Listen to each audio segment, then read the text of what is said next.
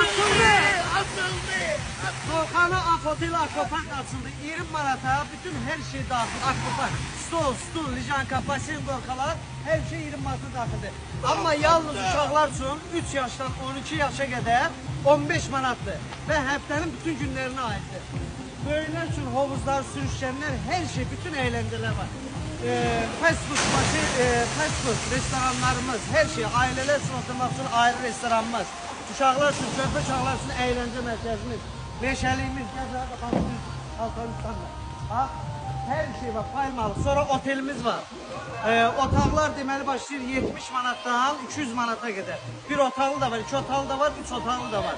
100 manatlıq otellər isə səhər, günorta, axşam yeməklər daxildir. Və plus da akvapark daxildir otelin puluna. Yəni bax, otel sistemimiz də var.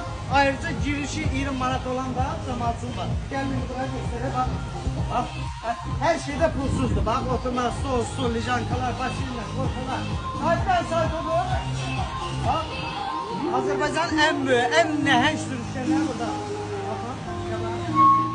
O qazan olandan var, sonra o tərəfdə sakit basenlərimiz var. Bax, 5-ci mərtəbə, 6-cı mərtəbədən çıxırsınız, sürüşür gəlirsiniz. Hamınızı gözləyin, Volkanı Afotel Akvapark açıldı.